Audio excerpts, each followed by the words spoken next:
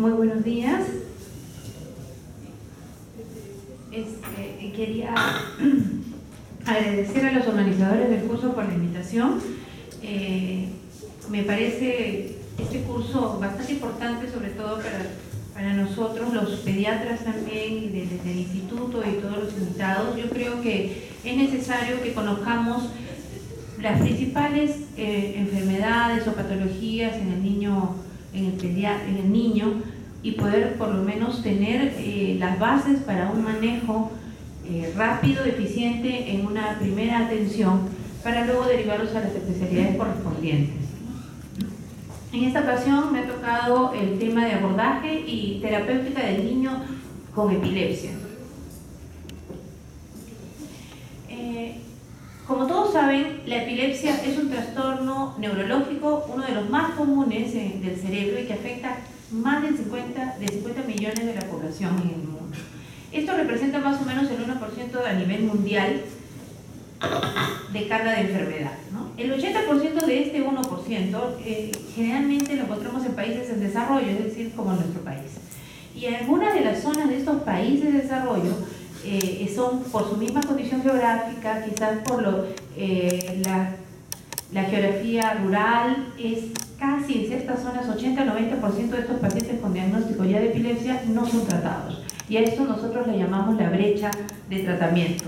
A pesar de todos los avances que han habido durante muchos años, los nuevos conocimientos, el acceso al internet, a los medios de comunicación más rápidos, sin embargo, todavía hay bastante desconocimiento de los nuevos tratamientos, de las nuevas terapéuticas que están dándose a nivel mundial, y sobre todo la falta de poder aplicarlo en nuestro país por costos, por dificultades para traer los medicamentos especiales, indicados, etc. Entonces todavía luchamos con mucho porcentaje de pacientes, en este caso pediátricos también, sin tratamiento o con un tratamiento inadecuado.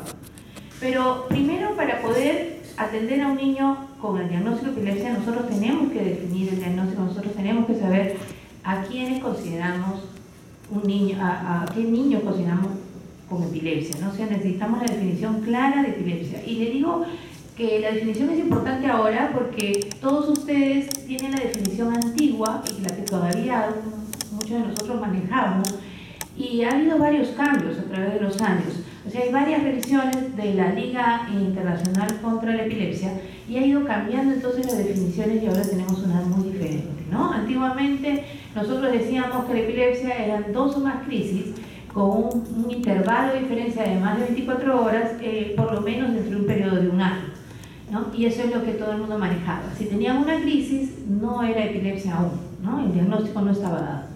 Sin embargo, había varios vacíos que quedaban ahí, varios pacientes con ciertas situaciones especiales que no entraban en ese diagnóstico, y entonces se tenía algunas dificultades. Para ello se realizan varias definiciones, y como ven, ahí les he traído una definición del informe de la ILAE del 2005, que es la que manejábamos antiguamente, ¿no? Crisis epiléptica, como definición de crisis epiléptica, era la aparición de ciertos signos y síntomas que provocados a raíz de una actividad neuronal anormal, excesiva y al mismo tiempo simultánea de algunas neuronas o un grupo de neuronas en el cerebro.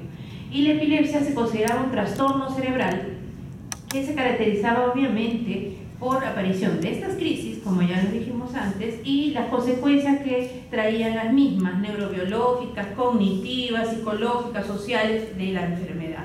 Entonces, la definición de epilepsia requería la presencia de al menos una crisis epiléptica, o 2 con ciertos intervalos de tiempo, que se los mencioné. Pero tenemos que tener presentes ciertas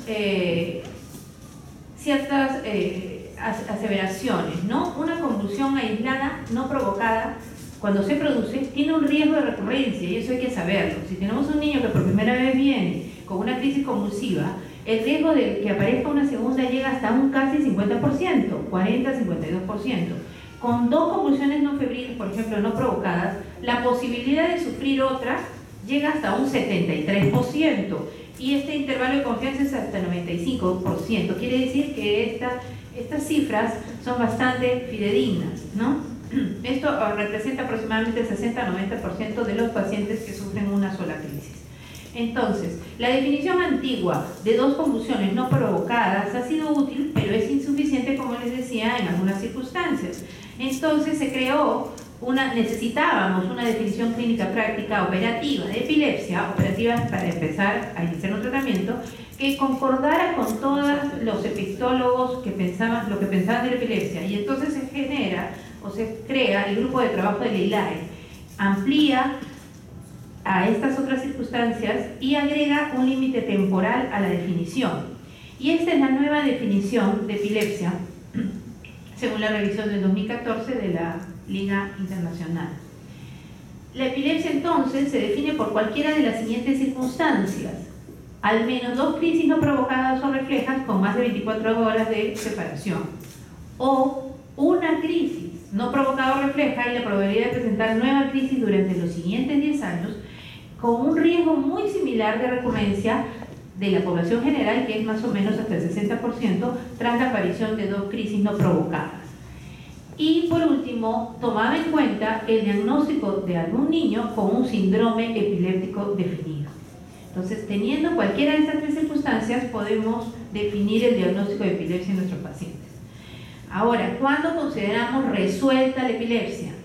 En los sujetos que tenían estos síndromes epilépticos característicos, que eran dependientes de la edad y que habían superado la edad correspondiente del síndrome y ya se habían mantenido sin crisis por lo menos en los últimos 10 años, y de esos 10 años, los 5 últimos sin tratamiento. Ahí recién vamos a considerar resuelta la epilepsia. Y hablamos, estos síndromes, por ejemplo, el más conocido es el síndrome de puntos centrotemporales o la epilepsia benigna roláctica, ¿no?, de los niños. Entonces, hay síndromes como esos, los cuales tienen características especiales y que dependen también o que dan un momento en alguna edad pediátrica del niño. Entonces, y se dice resuelta porque la palabra curación genera mucho problema y no es comprendida muy bien por la población. Curación significa desaparición, ausencia de enfermedad, y no siempre podemos asegurarlo, ¿no? Serán tiempos, como ven, cada vez más largos, ¿no? 10 años de observación, dejar de tratamiento 5 años, para poder abarcar todas estas situaciones especiales. Entonces, teniendo en cuenta las nuevas definiciones y sabiendo que antiguamente nosotros decíamos trastorno o enfermedad, entonces ¿por qué nos quedamos? ¿La epilepsia es una enfermedad o es un trastorno? Tradicionalmente el trastorno es más que una enfermedad, porque incluye otros parámetros sociales, neurobiológicos, etc., ¿no? El trastorno como tal implica función, una alteración de la función, pero no permanencia. Y la enfermedad está relacionada como duradero. Entonces han acordado actualmente la ILAE considerarlo como enfermedad. El pediatra, entonces, ¿qué papel debería cumplir o debe de cumplir frente a un paciente ya con el diagnóstico de epilepsia? Si bien es cierto, el inicio de tratamiento, las dosis, el escoger el medicamento va a depender del especialista, en este caso el neuropediatra, los cambios, etc. El pediatra es muy importante en el manejo conjunto de ese paciente. Él tiene que controlar a ese paciente con riesgo neurológico, el diagnóstico incluso de la primera crisis, y el diferenciar este diagnóstico o esta posibilidad de diagnóstico antes de derivarlo depende del pediatra. Hay que hacer sobre todo la diferencia con los trastornos paroxísticos no epilépticos, que son los más comunes, los síncopes, trastornos del sueño, sonambulismo, etc., ¿no? Para eso debería tener un conocimiento básico farmacológico de los antiepilépticos, controlar al paciente clínicamente en forma periódica junto al especialista y llevar, ¿no?, asimismo un refuerzo de las recomendaciones de la vida diaria para este paciente y ciertos manejos de acciones especiales cuando ocurra alguna emergencia con ellos. Entonces, desde el punto de vista de etiopatogenia, tiene que definirse o tiene que entender que existen 3 tipos de epilepsia: la idiopática, la sintomática y la criptogenética. Como todos saben, lo idiopático significa una causa no conocida pero que tiene factores genéticos generalmente involucrados y tiene un buen pronóstico de inicio. Sintomática es que ya tenemos una causa de base, ya sea una lesión, etc., y el pronóstico generalmente va a ser más desfavorable porque tenemos una causa subyacente. Y criptogénica, la causa aún no ha sido establecida, aunque sabemos que presumiblemente hay una causa orgánica y el pronóstico, por lo tanto, aún es incierto. Aquí les traje una tabla con algunas de las causas más conocidas de epilepsia, distribuida de acuerdo a su origen, prenatal, perinatal o postnatal, y ahí tenemos pues epilepsias idiopáticas, es decir, con la carga hereditaria o genética, los errores congénitos del metabolismo, ciertas malformaciones cerebrales intraútero, etc. Las de origen perinatal, la más conocida es la encefalopatía hipóxico-isquémica con lesiones cerebrales que van a alterar asimismo no solamente la morfología, sino también la función del cerebro, y muchos de estos pacientes tienen epilepsia sintomática. Algunos otros trastornos tóxicos, hemorrágicos, etcétera, ¿no? Y postnatalmente, lo más conocido, tenemos meningitis o encefalitis, o sea, infecciones a la cabeza, así como también traumatismos, tumores, es decir, masas que pudieran provocar lesiones.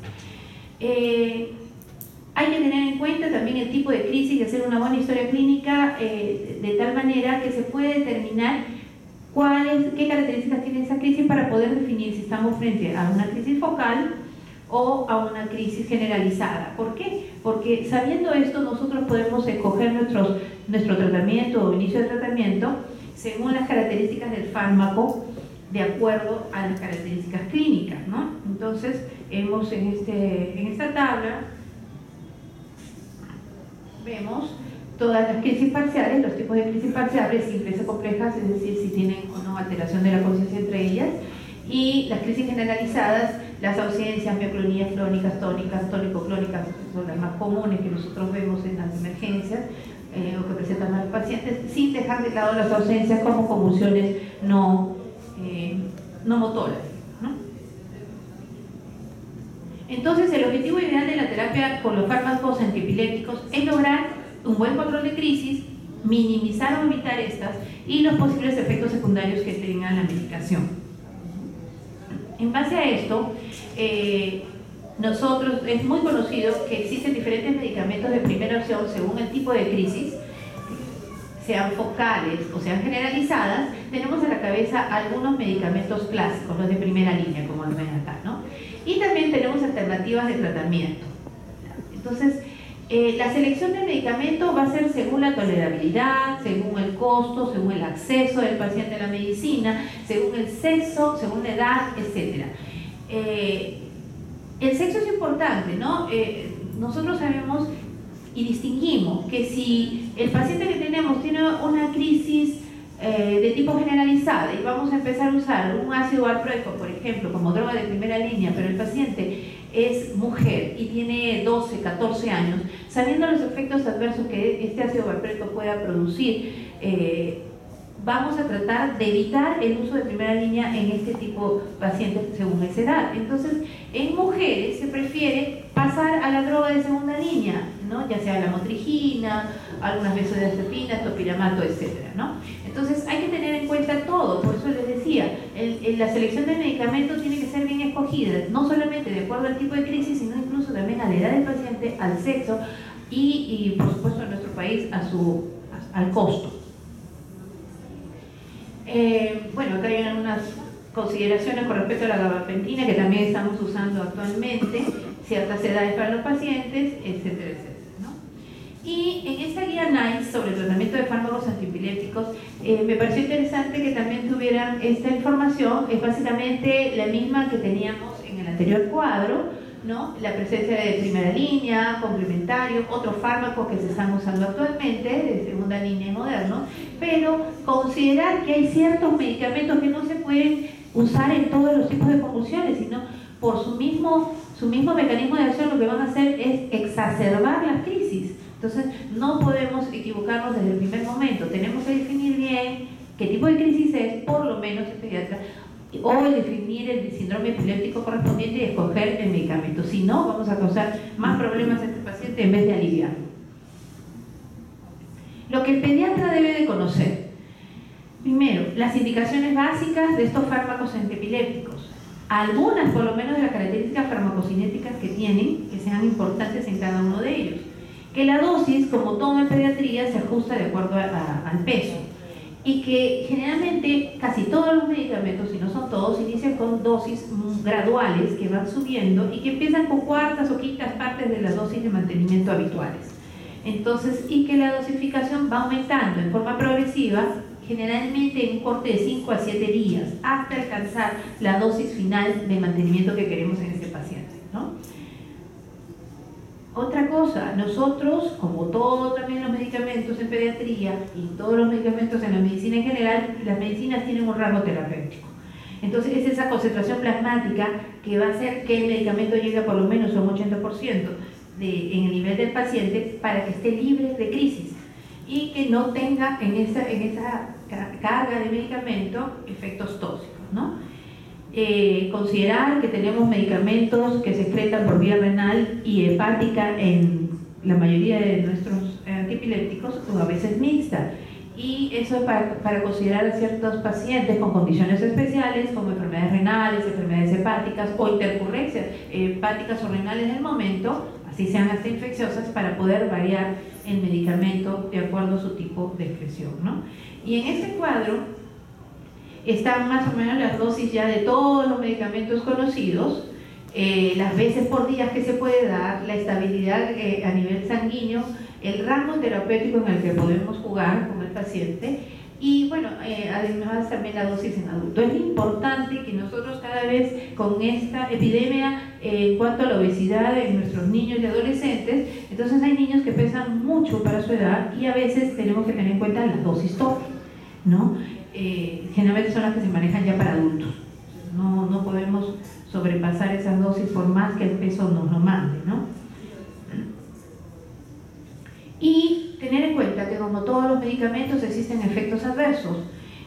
Los efectos adversos están relacionados a tres generalmente fenómenos. Los fenómenos neurotóxicos que están relacionados al mismo medicamento es por ejemplo la sedación, la ataxia, la diplopía, ejemplo la carbamazepina o el ácido valproico, esos primeros efectos que produce el mismo medicamento hasta que el cuerpo y el metabolismo se va acostumbrando, ¿no?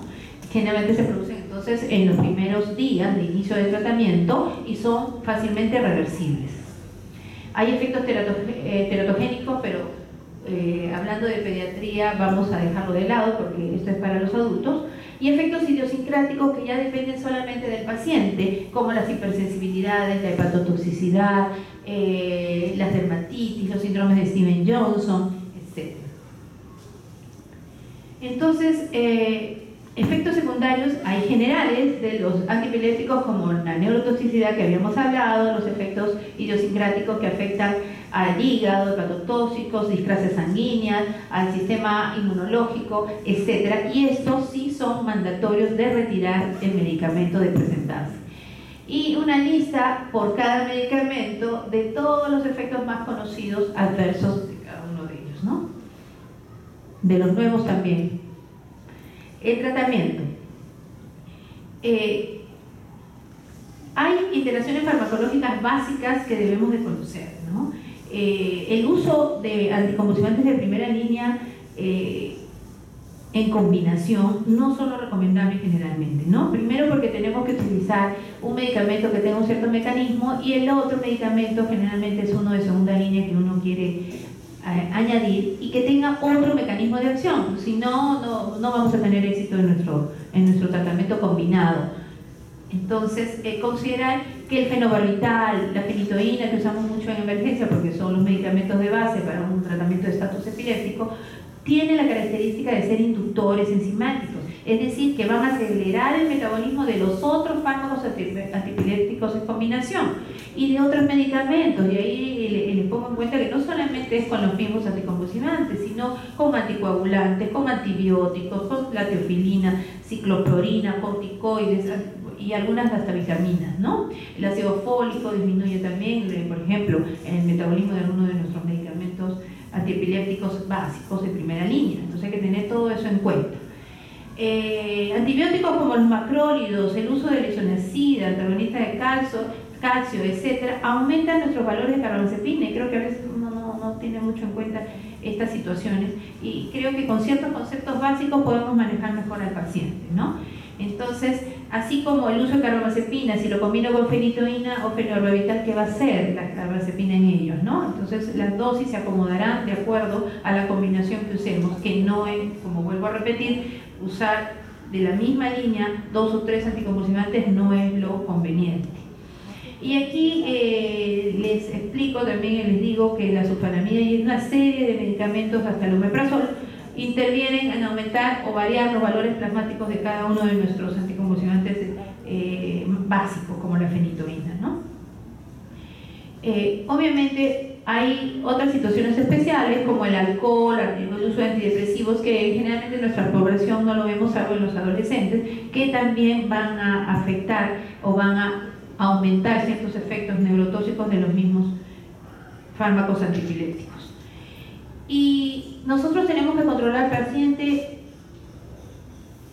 ya con el paciente epiléptico, porque lógicamente hablábamos que es una enfermedad, que necesitamos un seguimiento de por lo menos 10 años, que el diagnóstico o el término de resolución lo vamos a dar a través del tiempo. Por lo tanto, eso es un paciente crónico para el pediatra y para el neuropediatra. Tenemos que vigilar, por lo tanto, su evolución clínica de las crisis convulsivas, los fenómenos que pudieran presentarse, las dificultades que puede tener este niño de aprendizaje en el colegio, su adaptación en la familia, su adaptación en su medio, con sus amigos, etc.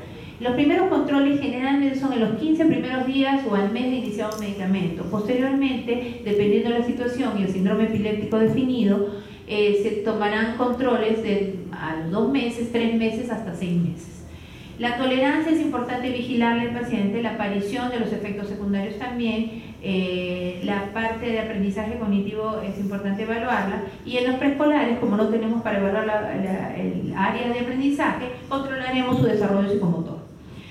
La eficacia, obviamente, del fármaco antiepiléptico se va a ir anotando en la historia clínica, anotando la desaparición de las crisis y su persistencia o frecuencia de darse, ¿no? Para considerar la posibilidad de inicio de otra medicación, de un cambio o de una combinación. Y decirles que en cuanto a los controles analíticos, siempre es bueno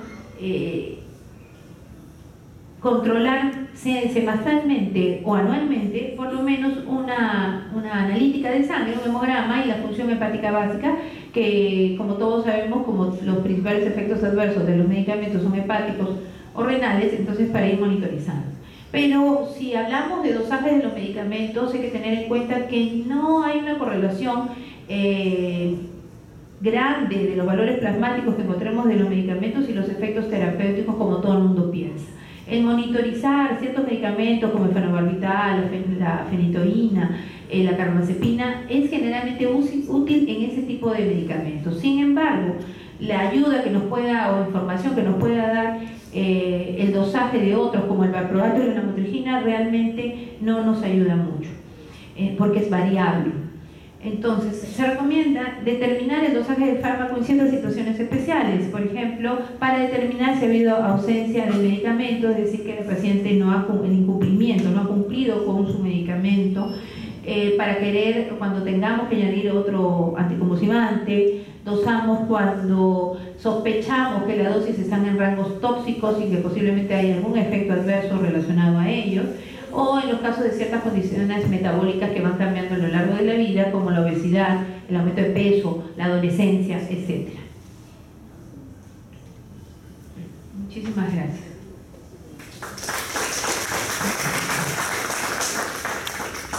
Le pedimos a la doctora